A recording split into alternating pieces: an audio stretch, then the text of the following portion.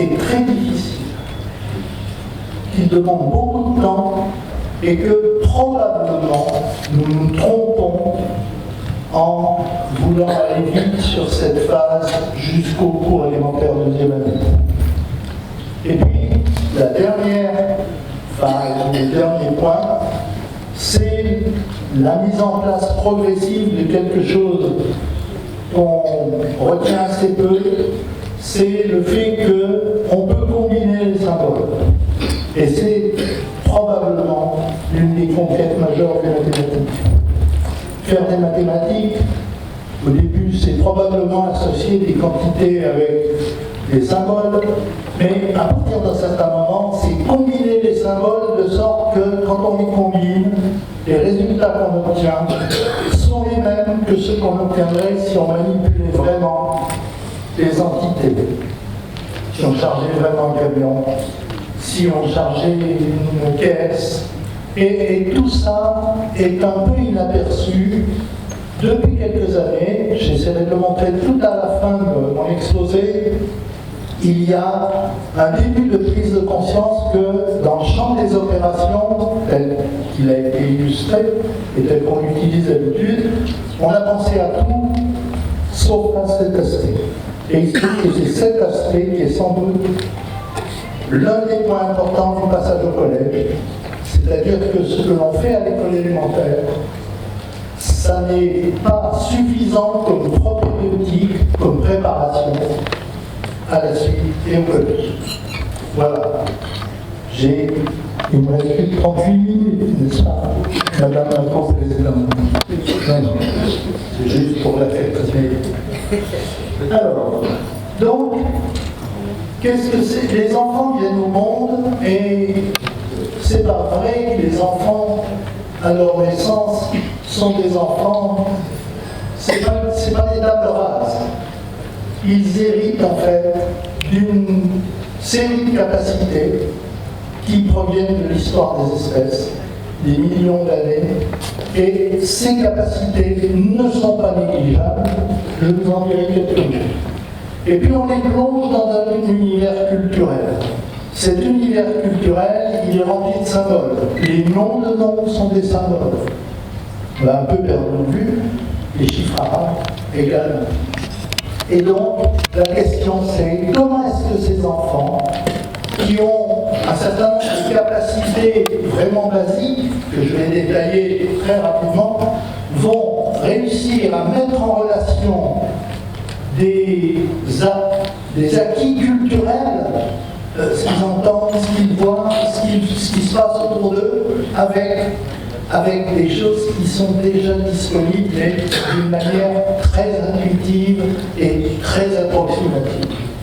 Et ce que nous regardons de tout ça, c'est l'existence dès la naissance de différences interindividuelles importantes et dont on montre peu à peu quelles sont, alors je ne sais pas si on doit dire heureusement ou malheureusement, peu importe, elles sont partiellement prédictives de ce qui se passera ensuite.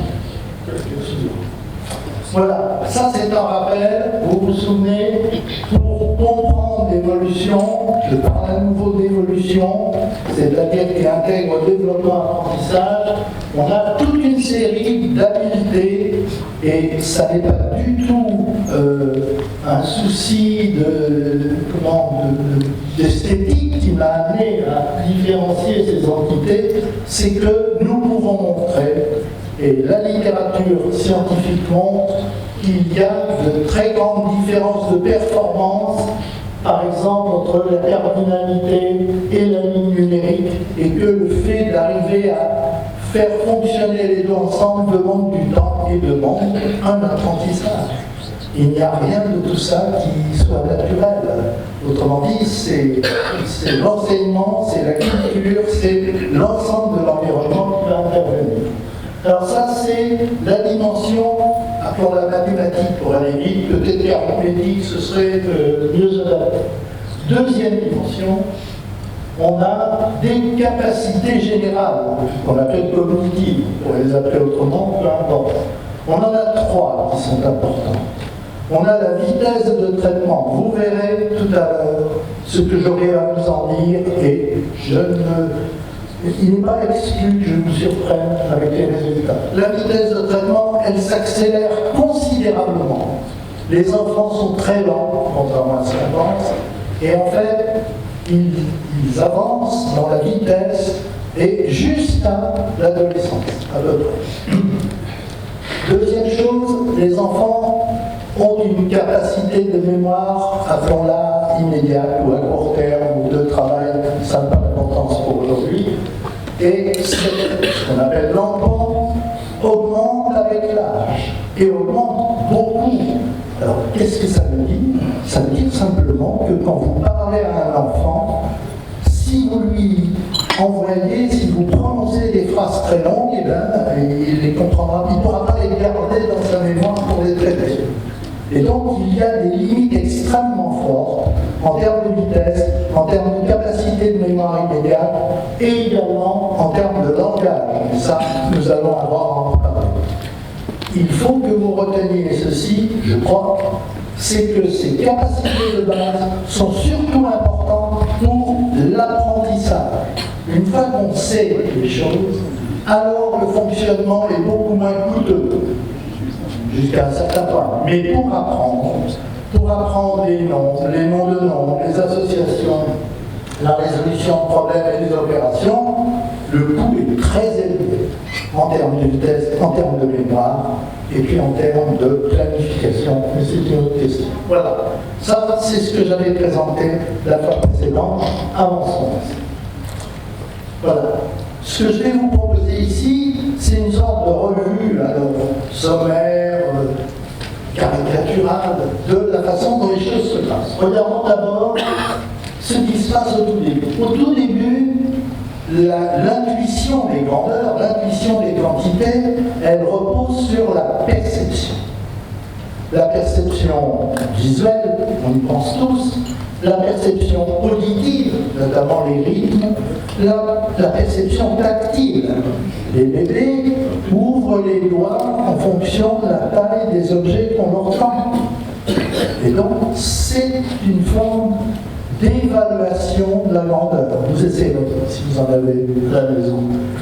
Et en l'occurrence, ceci a des conséquences. C'est qu'au début, leur estimation, je dis bien estimation, approximative, dépend beaucoup de la perception. Par exemple, les deux dessins que vous voyez, les coccinelles, en fait, elles ont un nombre différent de points, donc pour vous c'est clair, c'est 3 et c'est 4, sauf que pour les enfants, la surface occupée est la même, et que cette surface est, en tout cas au début, une source de confusion, c'est-à-dire que le nombre est assimilé à la surface au volume occupé. Et tout le travail du préscolaire va consister à dissocier ces deux dimensions et à faire que les enfants cessent de considérer que le nombre, dont je vous rappelle que c'est une abstraction, à dissocier le nombre, la quantité, de ce qui est les grandeurs contiguës, la surface, le volume, la masse. Et c'est difficile, ça va demander plusieurs années. Continuons. Voilà, vous avez ici, je vais passer très vite sur cette diapositive, vous l'avez, donc vous pourrez la regarder, c'est une sorte de tableau de la façon dont les choses existent pratiquement à la naissance. Les enfants à la naissance sont capables de discriminer. Alors, est-ce que c'est des quantités, est-ce que c'est des grandeurs? Je ne vais pas entrer dans ce débat aujourd'hui. Ils sont capables de discriminer 1 de 2, 3 de 1 et plus ou moins bien 3 de 2. Chose importante pour vous, il y a déjà des différences interindividuelles. Autrement dit, les capacités de base sur lesquelles tout le système de numération et le système arithmétique va être bâti, c'est un système qui d'emblée présente des différences. Par exemple, les prématurés, les enfants prématurés ont plus de difficultés que les autres, en général, pour l'acquisition des mathématiques. Et on a de bonnes raisons de penser que ceci est lié à ce que je viens de vous dire. Ensuite, pas tout de suite, ils deviennent capables de comparer les quantités. Vous verrez, je réutiliserai ce type d'épreuve, beaucoup plus tard. Mais on n'est pas très sûr, je trouve que, c'est mon avis de chercheur, que le contrôle des matériels, le contrôle des situations n'est pas suffisamment performant pour qu'on puisse l'affirmer comme on peut l'affirmer à propos de la discrimination. Et puis surtout, dès le début, ils sont capables de percevoir les transformations. C'est-à-dire le fait qu'ajouter va faire grandir et le fait que enlever, je ne parle pas de soustraire, le fait d'enlever va faire diminuer. Ça, ce sont des intuitions, on les trouve chez les poissons, chez les oiseaux, donc vous voyez, chez les bébés, c'est largement en place. Et c'est là-dessus qu'on va construire la suite. Il y a pas suivant. Alors, je vous ai dit que je parlerai de l'ontogenèse, mais que je ferai aussi appel à l'histoire et à l'ethnomathématique. Ici, j'ai très rapidement, il y a des références, vous pouvez les vérifier. On a beaucoup travaillé depuis une vingtaine d'années sur ce qui se passe en Amazonie, ce qui se passe en Australie, dans des peuplades qui sont très isolées et qui ont peu d'activité commerciale. Peut-être qu'on pourra revenir là-dessus dans les questions. Et ce que l'on a trouvé, c'est que la genèse, l'apprentissage spontané des systèmes symboliques n'a rien de naturel. Autrement dit, sans la culture, sans certaines cultures, ça n'existe pas. On a des peuplades qui n'ont pas de système numérique verbal au-delà de 2 ou 3.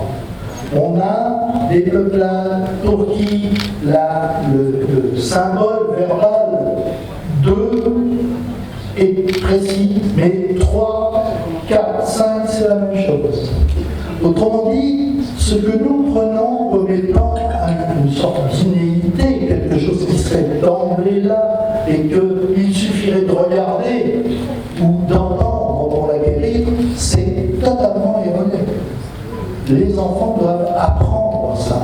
Et cet apprentissage, vous allez voir, est lent et coûteux. Alors, vous avez tout. Vous avez les noms, les mots qui sont imprécis, les mots qui s'appliquent à plusieurs quantités, des choses qui, quand on les regarde bien, apparaissent comme des erreurs chez les enfants. Et ce sont des erreurs qui, en quelque sorte, traduisent le fonctionnement de base de notre système inné, voilà, qui va évidemment évoluer. Diapo suivante. Voilà, vous avez un exemple un peu plus récent dans lequel les symboles vont avoir des significations différentes selon les entités auxquelles elles s'appliquent. Et ça, évidemment, c'est impensable. Sauf que là encore, il faut me le redire. J'ai fait 15 minutes. C'est bien. Pardonnez-moi. Je n'arrive pas à gérer deux choses en même temps pour l'instant. Voilà, j'essaie de m'occuper de vous d'ailleurs, c'est normal. Donc, le même symbole peut avoir plusieurs significations. Donc, ça, c'est des phénomènes qu'on observe chez les enfants très tôt. Et vous voyez bien que ça crée dans la mémoire une indécision. Comme quand vous avez deux mots, le même mot qui a deux significations différentes et qui est à l'origine des lapsus, par exemple. Voilà. Donc, si vous voulez, ce qui va devoir se passer, c'est le passage d'un système initial, approximatif, intuitif, qui est capable de traiter les toutes petites quantités, et puis qui est capable de traiter très mal, de manière très approximative, les grandeurs et les quantités. Tout ça, il va falloir le faire entrer dans des systèmes culturels soit les langues, des systèmes culturels dans lesquels la numération est précise. C'est-à-dire 2, c'est 2, ça n'est ni 1, ni 3. 5, c'est 5, ni 4, ni 6. Et figurez-vous que c'est ça l'apprentissage dont on attend que l'école le dispense, de manière précise. Avançons. Alors, vous avez ici, vous pourrez vous amuser à regarder, ceci est issu de travaux qui ont eu lieu en Amazonie, à droite. Et ce qui est fascinant aussi, et qui peut inévitablement vous amener à penser aux performances des enfants, c'est vous avez des quantités, vous les voyez, 1, 2, 3, ça peut être des lentilles, des toits, tout ce que vous dépirez, tout ce que vous voulez. Et la question que vous vous posez, c'est comment les gens vont-ils réagir quand je vais leur demander de me donner 1, 2, 3, 4, 5. Voilà. Ça, c'est ce que vous avez en haut. Voilà, c'est quand ça augmente, la quantité augmente. Vous voyez que la seule réussite, les deux seules réussites, c'est 1 et 2, et à partir de 3 et 4, ça se dégrade.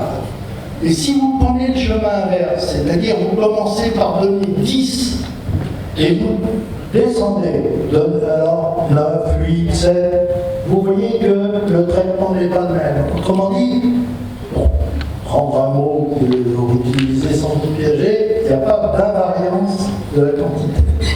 Voilà. Donc ça, il va falloir le faire disparaître. C'est tout le rôle de la période préscolaire et de la période initiale de l'école élémentaire.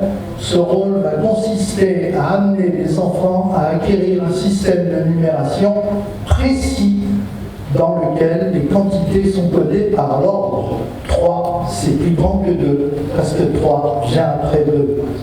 Que ce soit en français, en wolof, en pirate, peu importe. Le problème, c'est toujours l'apprentissage d'un système numérique exact et précis. Diapo suivante. Alors, ceci m'amène, vous voyez, à vous parler du langage. Depuis une petite dizaine d'années, on s'est beaucoup intéressé aux relations entre le langage et les mathématiques. Et au fond, on a traité le langage comme étant un phénomène homogène. Il y a le langage, oui, mais sauf que les travaux de recherche montrent que ce n'est pas un langage. Il y a des modalités d'utilisation du langage, et par exemple, le langage de la vie courante, qui est souvent utilisé en résolution de problèmes, c'est le langage général.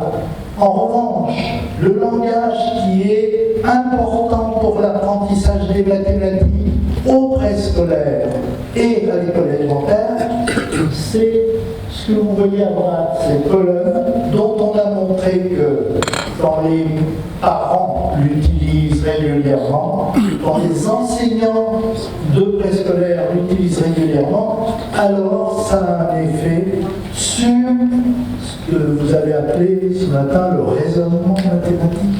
C'est la compréhension de ce que c'est que autant, plus, moins, etc. Alors que si on vit dans un environnement, qu'il s'agisse d'environnement parental ou d'un environnement scolaire, dans lequel ces notions, ces formules, ce lexique ne sont pas utilisés, alors les enfants ne l'utilisent pas. Et donc, il va falloir l'apprendre après, c'est-à-dire avec beaucoup d'autres choses. Et enfin, ce qui est le point commun de tous nos systèmes éducatifs aujourd'hui, ça n'est ni le langage arithmétique, ni le langage en général, c'est toute la symbolique indo-arabe, puisque c'est avec elle qu'on va effectuer les opérations, qu'on va combiner les opérations, et donc c'est là qu'il faut, c'est ce qu'il faut viser en quelque sorte. Diapositive suivante. Voilà, je voulais vous présenter un résultat. Alors, j'ai fait exprès, évidemment. J'ai pris 3 cultures dont on connaît les évaluations au plan international. Vous voyez, il y a le Japon, il y a la Russie et il y a l'Angleterre. Je ne sais plus, mais où les États-Unis. Et ce qui est frappant, c'est que dans ces langues naturelles, il y en a qui ont un marquage singulier pluriel. Autrement dit, on ne dit pas de la même façon un quelque chose et deux quelque chose. C'est vrai en Russie, c'est vrai aux USA. Mais c'est pas vrai au Japon. Au Japon, il n'y a pas de marquage grammatical de la pluralité. Et alors, regardez les conséquences. C'est l'apprentissage de 1 et 2 est différé dans ces cultures, dans les cultures comme le Japon, où il n'y a pas de marquage grammatical, alors qu'il est plutôt accéléré dans les cultures où on a ce marquage. Autrement dit, il y a bien un effet des langues, mais cet effet est extrêmement subtil. Et là, il a fallu que quelqu'un ait l'idée de mettre en relation un marquage langagier, typiquement langagier et grammatical, avec un apprentissage arithmétique.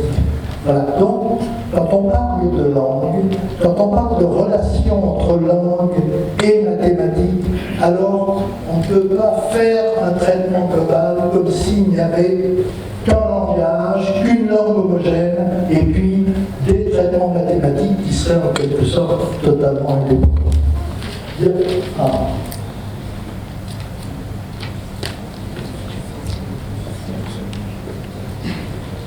Plus, c'est pas parfait. Comme ça maintenant. Gardez le silence, c'est très bien.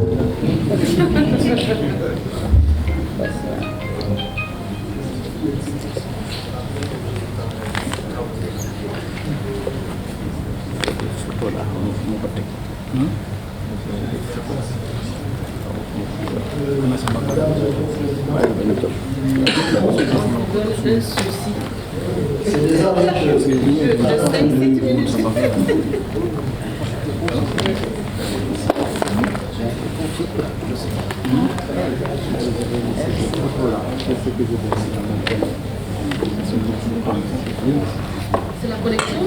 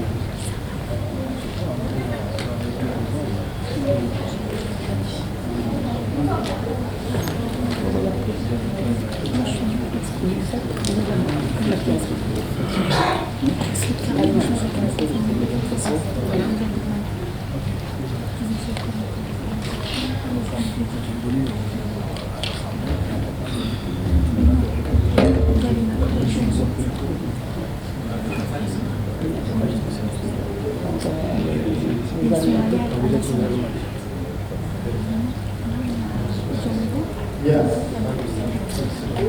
Donc, on ne va pas passer l'après-midi à attendre que la montagne soit réparée, donc on va poursuivre. Donc je reviens à mon propos. Nous avons des enfants qui, à 4-5 ans à peu près, avec des différences individuelles très importantes liées au milieu socio-culturel.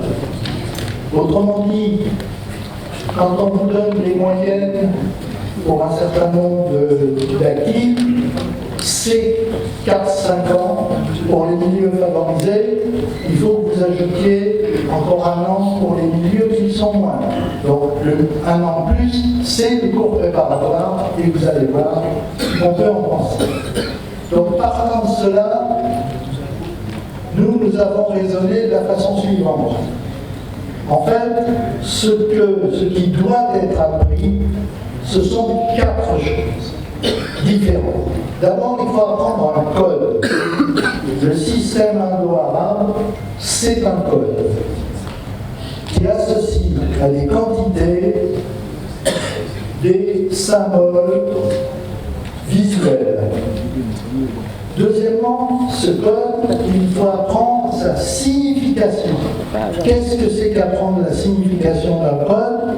C'est être capable de mettre en relation les symboles avec les quantités et la réciproque, les quantités avec les symboles. J'insiste sur ce double mouvement. La troisième chose, c'est qu'une fois qu'on a appris ça, c'est comme moi ce que je sais en allemand. C'est presque rien, parce que je connais quelques mots, je connais quelques significations, mais c'est pas suffisant pour que je fasse fonctionner le code. Que faut-il en plus? Il faut une accélération de la vitesse d'association.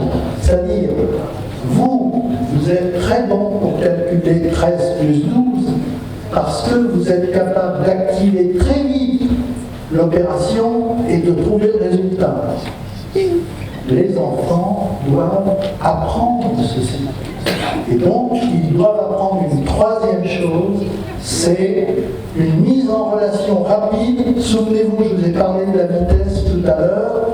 Dans un sens, évoquer la quantité quand on me donne un symbole, et dans l'autre sens, c'est-à-dire capable de dire, activer le symbole quand on me donne la quantité. Et puis, quatrième chose, un peu plus tard, il va falloir qu'ils apprennent à manipuler les codes, manipuler les symboles. 3 plus 5 égale quelque chose, c'est deux symboles numériques, 3 et 5, deux symboles, dont un opératoire, le plus, pour être le moins aussi, et le égal, qui n'est pas un symbole opératoire, c'est autre chose. Vous voyez, tout ça, ce sont des apprentissages dont on fait comme s'ils étaient faciles et rapides. Donc, j'aurais voulu vous présenter, je ne peux pas, donc je vais vous raconter l'histoire. Il y a quelques... Oui, ça fait 13 minutes, là, je donne 2 fois plus de temps que je fasse. Bon, peu importe. Ça n'est pas ma faute. Donc, je vous raconte ce que nous avons fait. Nous avons voulu évaluer dans quelle mesure les enfants étaient capables de comparer des quantités qu'on appelle analogiques perceptivement. Vous voyez les dés, les dominos, les doigts, comparer 3 et 2 par exemple. Est-ce que les enfants peuvent le faire? Oui. Ils peuvent le faire très facilement jusqu'à 5. Et donc on a travaillé entre 1 et 5. On a demandé aux enfants de comparer 1 et 2, 1 et 3, 1 et 4, 1 et 5 évidemment, en ordre aléatoire, peu importe, c'est de la cuisine expérimentale. Et on a fait la même chose avec les chiffres à l'oral. Et on a pris des enfants de 5 ans et demi, à peu près, moyenne section, grande section maternelle au milieu, et puis des enfants de début, les mêmes enfants, début de CP, et les mêmes enfants fin de CP. Que voulions-nous voir? C'était si la vitesse de comparaison des quantités, comme les dés, comme les doigts et comme les chiffres, avaient à peu près les mêmes vitesses. D'abord, on a fait passer à des gens comme vous, des adultes. Et là, si je vous demandais de prédire, vous auriez trouvé, les adultes sont très rapides, ils sont surtout les plus rapides pour comparer les chiffres un à l'autre. Ensuite, ils sont très rapides pour comparer les deux. Et ils sont moins rapides pour comparer les deux. Bon, banal. Sauf le temps qu'on regarde les enfants. De 5 ans et demi, les mêmes enfants à 6 ans et les mêmes enfants à 6 ans et demi, c'est pas du tout ça. Les enfants sont très lents pour les chiffres arabes. Ils sont très rapides pour les dés et moins rapides pour les doigts.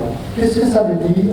Ça veut dire que pour eux, la possibilité d'associer un symbole à une quantité pour la comparer est une opération cognitive très lente et dont l'apprentissage n'est pas terminé à la fin du cours préparatoire. Alors on n'a pas continué en C1, il aurait fallu, mais c'était pas possible. Voilà, donc retenez ça. Et puis, ce que nous savons, c'est que nos collègues italiens, par exemple, ont mis en évidence que l'automatisation des comparaisons comme celle que je viens d'évoquer, c'est la fin du CE. Autrement dit, vous voyez, pour résumer, les enfants ont appris le code, ils ont appris la signification du code, mais la vitesse de traitement du code reste très lente et susceptible de conduire à des erreurs. Alors, je ne vous parle pas des combinaisons. Est-ce que je pourrais avoir quelque chose qui ressemble à ma présentation? Avancez, s'il vous plaît. Avancez au niveau où il est. Oui, en fait, on a un petit souci avec la connexion. Un seul? On n'est plus dans la salle. Alors, évidemment, donc je continue. Il me restait un sous-chapitre à traiter. Je vous ai parlé de l'apprentissage du code. Je viens de vous parler de la difficulté de l'utilisation du code, notamment en raison de la faible vitesse d'activation. Et maintenant, je voudrais vous dire un mot de la combinaison des symboles. Quand on s'intéresse à la combinaison, des symboles, on montre qu'il y a deux choses qui sont étudiées à l'école. C'est les opérations, les résultats des opérations, mais pratiquement pas les propriétés des opérations, commutativité, associativité, etc. Or, ça c'est des combinaisons de symboles, et c'est probablement ce qui constitue la base de l'algèbre qui sera enseignée et requise au collège. Donc il n'est pas tellement étonnant qu'entre le collège et l'école élémentaire, on ait une sorte de cassure, parce que l'école s'intéresse ou privilégie l'apprentissage des combinaisons opératoires simples, mais travaille très peu ce qui va constituer la préparation pour le collège. Et donc, je voulais vous montrer un dernier dispositif, je ne peux pas. Vous l'avez sur votre présentation. Il y a à la fin de ma présentation la réponse, enfin une tentative de réponse à une question. Quand on s'intéresse à l'amélioration des apprentissages, on doit se dire qu'il y a trois phases. On doit essayer de décrire ce qui se passe. Ça, c'est très bien fait dans la littérature. On doit s'efforcer de prédire ce qui se passe. C'est ce qu'on appelle l'étude des corrélations. Mais la preuve, elle n'est jamais que dans l'instruction. Et donc, instruire, c'est le seul moyen de vérifier que quelque chose est utile pour acquérir autre chose. Voilà, et comme ça, on peut construire une sorte de modèle simple, un peu caricatural, de la façon dont les choses peuvent se mettre en place, depuis l'intuition des grandeurs et quantités, jusqu'à l'acquisition des symboles, puis à la combinaison des symboles. Je suis désolé, je vous remercie.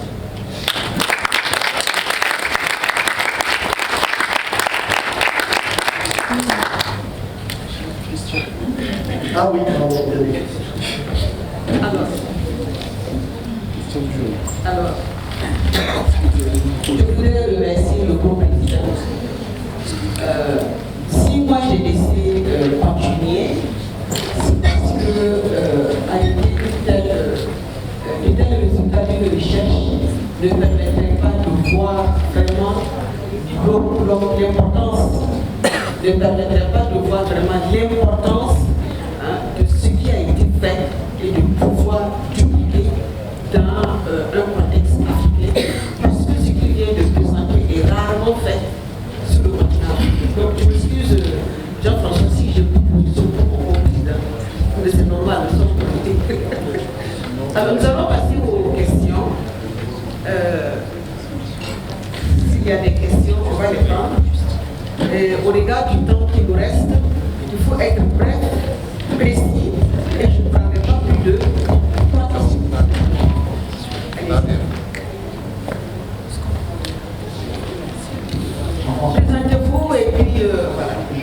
Bonjour, je m'appelle Mamoudou Faye, je suis formateur en didactique et mathématiques au CRP de Thiès, en tant que directeur des études.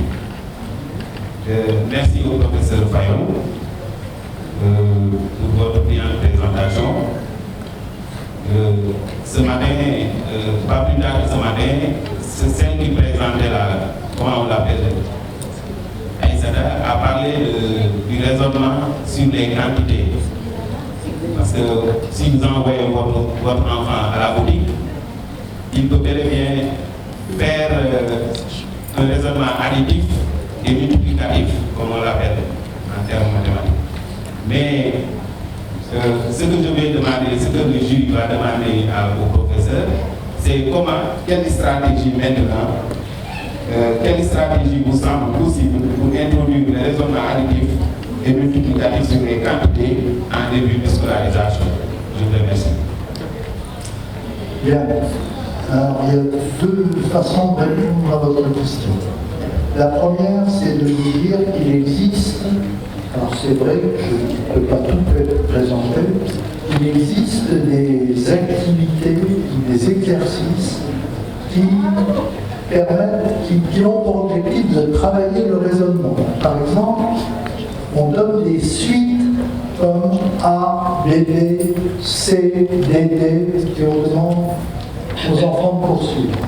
Alors, tout ceci a été bien étudié. On montre que quand on entraîne les enfants avec ce genre d'activité, c'est très facile, ils aiment bien, il suffit de changer, d'avoir des objets, des couleurs. Ça, c'est même des jeux qu'on trouve fréquemment dans les illustrés qui leur sont destinés. On observe que les enfants améliorent leur capacité, en tout cas de raisonnement. Alors, le transfert à d'autres activités, je suis moins sûr. Il y en a sur les opérations, sur la résolution de problèmes, je suis moins sûr. La deuxième façon de répondre à votre question, c'est de se placer dans le cadre qui a été évoqué ce matin à propos du raisonnement. C'était la résolution de problèmes. Enfin, la question a été posée.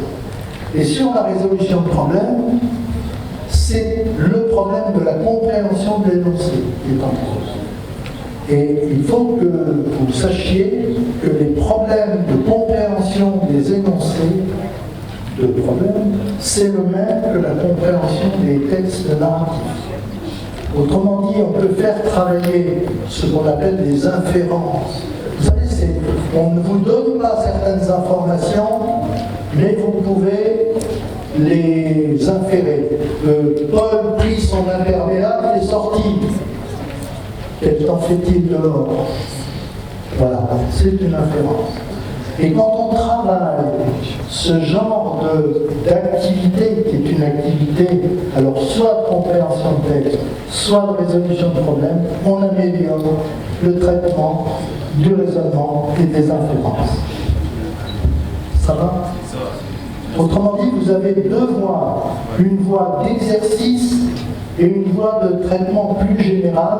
Et évidemment, je vous inviterai plutôt à travailler ce genre de situation en résolution de problèmes parce que vous êtes beaucoup plus assuré de transfert, c'est un grand mot, en tout cas de l'utilisation possible par les élèves à d'autres situations. Je prends une deuxième question, très rapide, concise. Merci madame.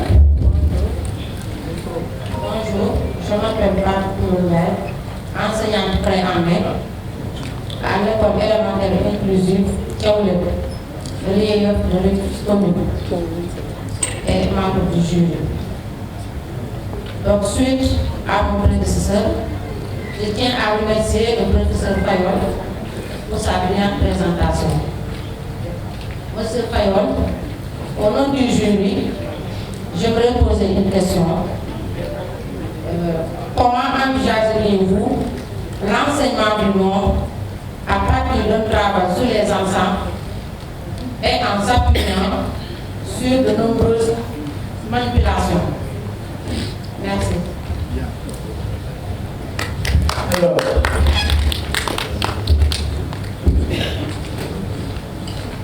sur les ensembles, pourquoi pas?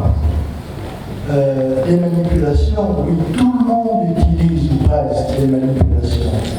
Mais vous voyez, entre la manipulation de 3 objets et 5 objets que je réunis et dont je peux constater après par dénombrement que ça fait 8, et puis les opérations mentales, il y a quelque chose qui s'intercale et qui n'est généralement pas travaillé. C'est le fait de pouvoir traiter ça mentalement. C'est-à-dire que nous pensons tous plus ou moins intuitivement, et je parle des enseignants, que ce qui est manipulé, c'est en quelque sorte pris en compte par notre esprit directement et que ça conduit au symbole et au traitement des symboles. Non.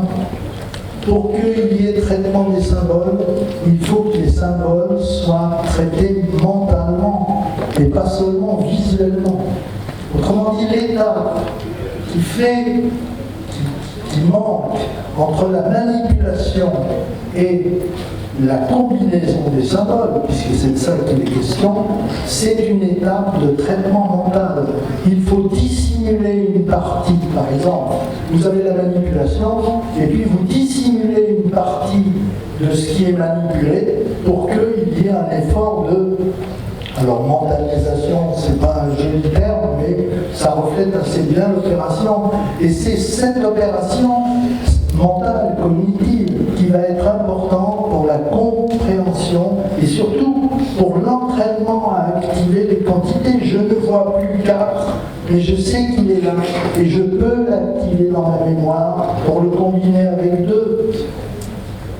Vous voyez, la manipulation, c'est un peu l'illusion que manipuler suffit à mentaliser, à organiser des symboles dans l'esprit.